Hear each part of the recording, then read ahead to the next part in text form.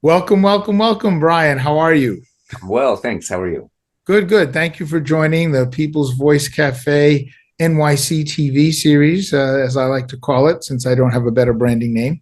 And we're trying to help folks come into contact with and get to know better the artists who are appearing at People's Voice Cafe. And you will be performing on October 21st.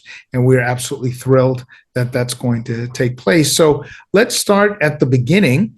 How did you and Rosi get together? What are each of your individual backgrounds in terms of music and where you grew up? I know a little bit because I cheated and looked at your website, but the bottom line, and there's some fascinating things there that I want to ask you questions about, but let our viewers know who you are.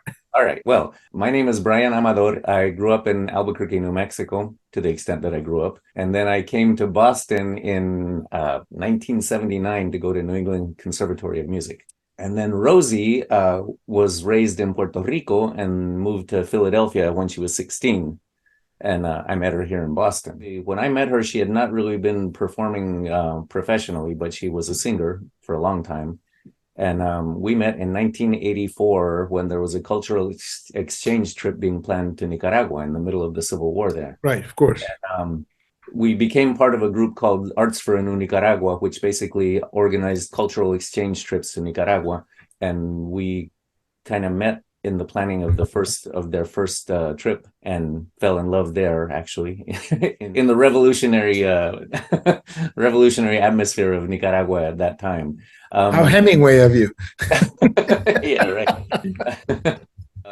And then when we came back, there were a group of us that decided we wanted to not only kind of do some education around what we had seen down there, which was a very different situation than it is now, I have to add, but we also wanted to keep doing music that we'd been performing down there. So we started our first band, Flor de Caña, in 1984. That lasted 10 years. And in 1994, people went their separate ways. And that's when Rosi and I started Sol y Canto. Let me ask you a question, because 1984 was also an important year for me. That was my first year going to a People's Music Network for Songs of Freedom and Struggle gathering in Boston. I believe it was in January. I don't know if we actually crossed paths there. We may not have. But one of the things that I learned about at that gathering was a little bit about the Nueva Canción movement. Yeah. And, I met Mike Glick and Jeff Fuller and those guys and a bunch of other folks. Tell us a little bit more about your intersection with whatever, as Flor de Caña, whatever was going on in terms of the changes and the awareness of music and the intersection of music and politics and the relations that we were dealing with between the U.S. and Nicaragua, et cetera. Yeah. Well, Nueva Canción is a fairly wide term, but really it started primarily in Chile and Argentina in the 1960s. And originally it was sort of a fusion of folkloric musics that were in danger of disappearing. So a lot of these artists were kind of rescuing the traditions, but also combining that with politically conscious lyrics, because there was a lot of turmoil everywhere down there at that time. And so really, in the broader sense, what I consider Nueva Canción is what we're still doing, which is music that draws on folk traditions. In our case, we'd kind of modernize it and give our own twist to it, but also music that addresses, things that matter, political, social concerns. And not exclusively that, it's not like our politics hit people over the head, but we do address issues. And also, there are a lot of varied topics. We have love songs too. So. Hey, love's a part of everything. Absolutely. Just like politics is a part of everything. No revolution without love, baby. Absolutely. And I don't want to be a part of the revolution if you don't have love in it, right? I can't dance. I don't want to be part of your revolution. Exactly. So you have a very professional background and a lot of professional training on guitar and other instruments as well, or just primarily guitar? Guitar and singing. But do we hear you on many of these recordings? Are you a soloist, or are you more of a background singer, or do you sort of let Rosi, because she's got this beautiful voice too. It's like she's definitely up front and center. Yeah, no, there are things that she sings on her own, but I think in probably the majority of them we sing together. And there's some that I do the lead singing as well, which, she's always very resentful of. But sometimes that's where the song comes out and it doesn't really fit her voice, so she's, Yes, well, that definitely those things happen. The so, first time I think I saw you perform ever was, I believe, at a World Fellowship Center meeting, fundraising meeting in New York, and I was blown away. And I know that you go to World Fellowship up in New Hampshire on a pretty regular basis and perform there. Tell us a little bit about what it's like to be touring and performing all over the country and elsewhere. well, we haven't really toured and performed all over the country in quite a while because we sort of settled down when our kids were in high school to a certain extent. I mean, basically, what we did is we shifted the majority of our income generating work to voiceover. Rosie and I both do bilingual English Spanish voiceover for a variety of applications. And, the big advantage of that is you can do it from home. We didn't need to be touring all the time. And also, you can make money at it, which isn't always the case with music. so Yeah. but we did do a lot of touring nationally and also to some other countries as well, and a fair amount in Puerto Rico. Now, basically, since we're not depending on music for our living, we can choose the places we really want to go. So if we get offered a gig at People's Voice Cafe, for example, we can take it. Well, thank you very much for doing that. So that's interesting. You guys decided to settle down when your kids were in high school, but when they were younger, you were doing a lot of touring? They used to tour with us when they were really little, and then when they started going to school, that got a bit more complicated. But sometimes we'd pull them out of school, sometimes we'd find people to stay with them, and we definitely at that point stopped doing really long tours. The long tours kind of ended when they were 5 or 6 years old. And have they continued the musical tradition, or are they a little bit Yeah. like, no, I don't do that because daddy and Oh, mommy no, do are it? you kidding? As a matter of fact, they both have really fond memories because at a time, Canto was a sextet, and our kids kind of grew up with our musicians as their family. So we'd be driving for hours and hours, and they'd be giving all the musicians a hard time, and the musicians would give them a hard time, and they loved each other. And our daughter Alisa now actually she's becoming a star. And last year she won the NPR Tiny Desk contest, and as a result of that, her career has just blossomed, and she's been touring all over the place. She just came back from a tour in Europe. She was in New York a few days ago, and now who knows where she is. She's about to embark on a national tour with a band, opening for a band called Couch, which I guess is very famous. I don't know them, but Neither do I. I think it's a generational thing. But yes, I wanted you to get the opportunity to brag about your daughter, which was good because, yes, she's definitely going places. And I was very pleased to see that she had won that Tiny Desk Award. That was fantastic. And it was the first time a song in Spanish has ever won. Oh, I did not know that part. Okay. Very, very cool. Very cool. Yeah, I mean, she sings mostly in English, but she does have some songs in Spanish as well. Well, it's not like there isn't a market out there. No, not at all. What really sets Alisa apart and a large source of her success is the fact that her songs are very direct. She talks about her own feelings, her own experiences, but she includes everybody in it. I mean, she just reaches out and kind of sucks you into her world, and people identify with it. They feel very strongly that she's kind of singing to them. I hear you. So, in terms of where you guys are now, the parents, what direction is your music going? Is there new material either out now or on the horizon? Are we going to be hearing at the show a whole new set of stuff? Are we going to be hearing things that some people have heard before, new arrangements, anything that we should know? Yes, all of the above and then some. I've been writing music constantly, and actually during the pandemic, Rosie and I both really immersed ourselves in different musical pursuits that we could do with other people at a distance. So she worked a lot on vocal improvisation, and we've kind of incorporated that into what we do. I did actually. Alisa got me into a songwriting workshop with people in Argentina. It was led by someone down there, and every week we'd get together on Zoom and present what we'd been doing during the week. So that really spurred me to write a lot more than I might have otherwise. And I got a lot of songs out of that we're using, and I've continued to write since then. So yeah, we have a bunch of new material, and we also have something else that we're really excited about, which is that we've just incorporated a cellist into our repertoire, and we're bringing her with us. Our cellist, Keral Giral, she's from Catalunya. She's a wonderful cellist and a really good singer as well. So that's something I had wanted for years and years, to try cello, especially a woman cellist who could sing in Spanish. There was a time that Alisa was performing with us, and I wrote a lot of 3-part vocal arrangements. And since she's doing her own thing now, we didn't have anybody to sing those with. So now we've revived a lot of those arrangements and done some new ones. And the 3-part vocals are a really, really special part of the show.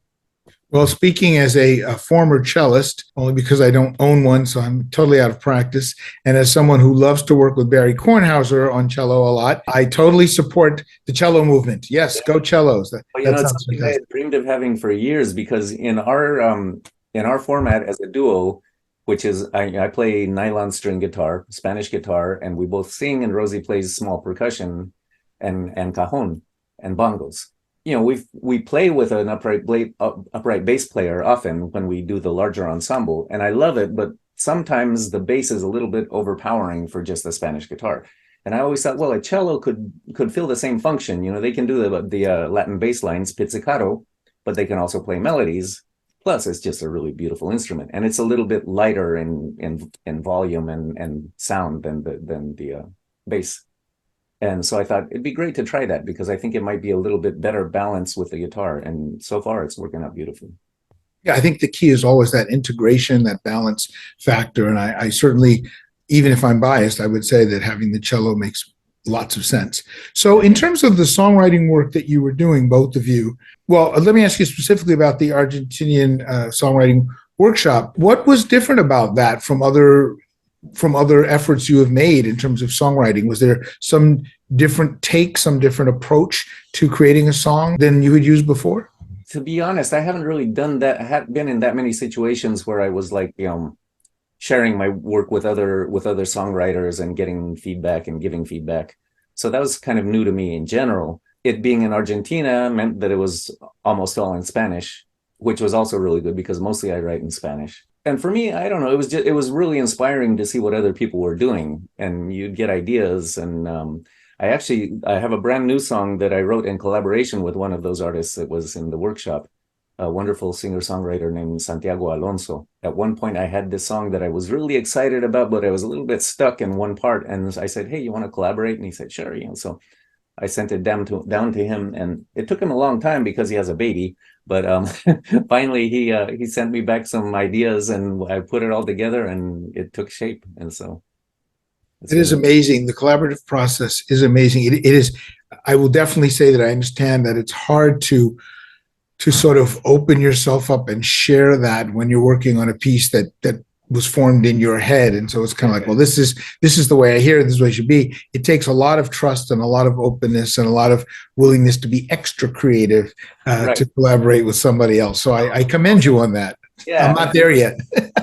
I've heard that some groups like this, do not work that well, because it really depends on who's leading it, and it depends on the participants. But the atmosphere in this group was just 100% supportive. And if there were any constructive criticisms, they were always, you knew that they always had your best interests at heart. There wasn't competition, there wasn't any resentfulness or whatever. It was just a really wonderful atmosphere. That's fantastic. If you can get into a situation like that, I highly recommend it, because like I say, I'd never done it, and it definitely helped me. And has Rosi done some of the same sort of work? She doesn't really, she's not a songwriter, so she's done a lot of this stuff with the vocal improvisation, and she's been in several groups. And actually, since the pandemic kind of loosened up a little bit, loosened its grip on us, she's traveled quite a bit to study vocal improvisation in with different people. She actually studied a little bit with Bobby McFerrin last year. Cool. In Berkeley, yeah. So she's thrown herself into that big time, and she's kind of dragged me into it as well. I do some of it and it's fun, but she's really into it. Liberation. I love it. Yeah. So I'd like to make a comment about an aspect of this that maybe other people don't ask you as much about, which is the business side. One of the things that I love about your website, I do want to stress that, people underestimate. It's amazing how many artists underestimate the value of a good website. But I want to commend you on yours, which is solicanto.com, because it has everything. you not only have the music and the great pictures that we can see and the audiobook links and and videos, the whole bit, but you have great pictures that can be downloaded. People don't do enough of that, particularly folks who are doing more alternative styles of music. They tend to be very, very narrow in the approach and limited. And I think that, accessibility to the larger population, the larger audiences, is just increased if you're willing to go that extra mile. So what thoughts do you have about how you approach? I'm sure you put together the website, or you and Rosi put together the website. What approach did you take when you were doing that? Well, we actually worked with people who do that for a living. So we have some friends in Florida who do a lot of websites for voiceover artists, and we have a voiceover website as well that they designed. But when it was time to renovate the Sol y Canto website, we talked to them, and like you say, it's really important to have the photos. When somebody presents a concert, it's good for you to be able to give them these materials without having to do everything by email, which gets very cumbersome. So it really just kind of saves a lot of time and makes it all easier to find everything in one place. Do you normally circulate when you're doing a concert for People's Voice Cafe? I know one of the things we were wondering is if artists have MP3s that they want us to, or videos that they want us to link to help promote the show. Now, you have music on your website, but is that something that you also circulate when you're doing a gig to the venues so that they can use it? Yes, as a matter of fact, I've sent a few to People's Voice. I know you did. I want our audience to hear that. Yes, they did it. That's the kind of thing where generally we wait for them to ask me for it. But if a producer promoter wants videos, we'll send them for sure. Gotcha. So where do you think, as we look at the world today versus when you and Rosi went to Nicaragua and were beginning the work that you've been doing, where do you think we are politically in terms of how the world is working and the intersection of culture with the way things are today? And as you look forward, not just to the work that you're doing, but the work your daughter's doing and others, what do you think the role of the cultural worker is going to be over the next 5 to 10 years? That's a good question. I mean, I think it's always important. I think artists have not only something important to say, but they have a way of saying it that reaches people more directly than pretty much any other medium. But it's also, at the same time, it's gotten more and more complicated to get your work out there, especially if you're trying to make a living doing it, because that's the thing. Yes, many more people can hear my music now on Spotify, but I don't get anything for that. I don't make any money on that. And, in one regard, especially since I'm not depending on music for my living, I'm okay with that, because I like the fact that people in Slovenia or whatever are listening to my songs. Even if it's one person on the other side of the world, it's really cool that, that that has that kind of reach, which it didn't before. But in terms of, how art and culture can affect, the trajectory of where we're going, I don't know. I hope it can, because I keep trying to do that with my music, and, and yet sometimes it's a little discouraging when you see the way the world is. I have one song, actually, one of the few songs in English, it's called One Step Forward. It says 1 step forward, 1 step back. How are we going to get anywhere like that? And especially in this country, well, not even just in this country, all over the world, it seems like, there's just so many opposing forces and so much polarization that like we're not getting anywhere. And there are so many really critical issues that need to be addressed that are not being addressed. What advice would you give a younger or a newer singer-songwriter looking to break into not just the business, but break into the work of being a cultural worker? What advice would you give to them at this point? I would say, educate yourself, look at, read the news, try and figure out what's going on around you. I would also say take care of yourself, because that's a really easy thing for young artists, especially, to forget. I have to say, Alisa kind of has struggled with that, and now she's figuring that out, and she's figuring out that, if she's not healthy physically and mentally, then none of this other stuff is going to work.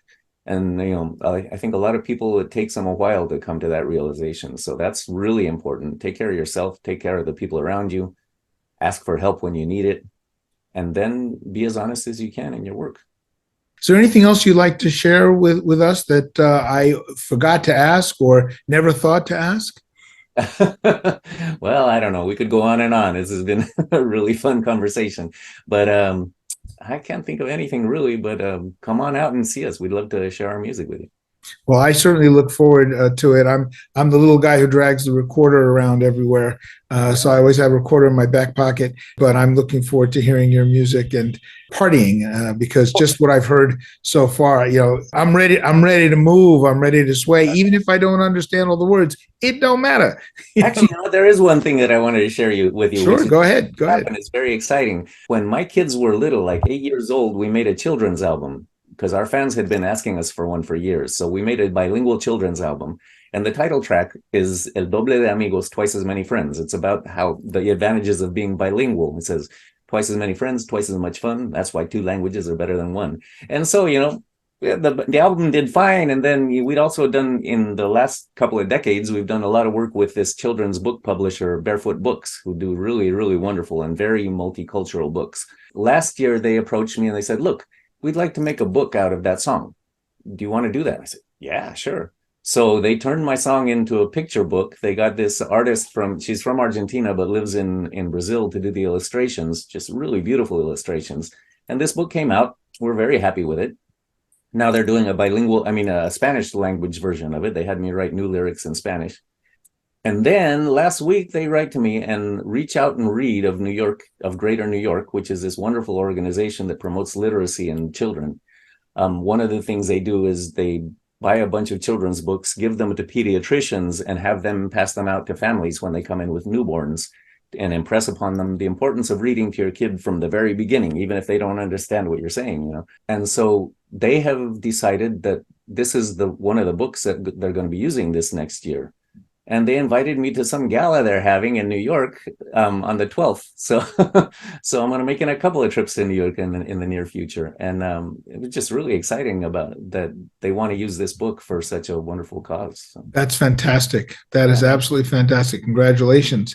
I used to work for a nonprofit actually based out of the Boston area called Bell. And the bottom line was, it was always about reading. It was always about reading. The more you read, kids reading during the summer, kids reading, parents reading to the children nonstop. So reading is huge, and exposing children to other languages at an early age is absolutely critical.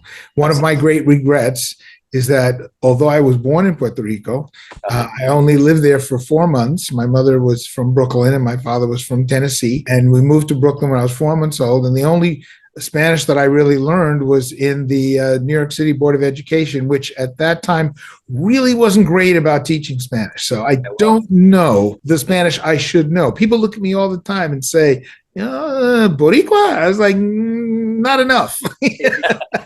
Well, that is an issue, and Spanish in schools is not really generally taught to the level that you can actually converse with it. Exactly. And also, but I think it's also, I was just reading an article today about how in the Latino community, there's a lot of shaming of people who don't speak Spanish, and that's not really doing anybody any good, because if you don't speak it, you have your own reasons, and it's never too late to learn if you want to, Right. Fortunately / unfortunately, in this country, you do need to speak English. Doesn't mean you have to lose whatever other language unless you live in your heritage. Unless what? I'm sorry? Unless you live in Miami. There you need to speak Spanish. So, all right. Well, thank you so much for this time. This was great. And before we go, I'd like you to just remind everybody about your website, about your daughter's website, and anything else from a social media standpoint that you want them to keep in mind. Our website is solycanto.com. That's SOLYCANTO.com. Alisa's, I'm pretty sure, I don't go to her website much, but I believe it's Alisa Amador Music, and it's Alisa, which is just like like Lisa with an A at the beginning, ALISA AMADOR music.com. And she also, she's on everything, on Insta, on Facebook, on YouTube, you name it. And we'll find you on there as well? Yes, we also have a YouTube page. Excellent. All right. Well, Brian, thank you so much. We're really looking forward to the show on October 21st at the People's Voice Cafe, 8:00 p.m. And of course, we look forward to seeing you and Rosi in many other places as well. Thank you for being with us today. Have a wonderful day and have a wonderful and dry weekend. All right, Chris. Gracias, you too. Take care.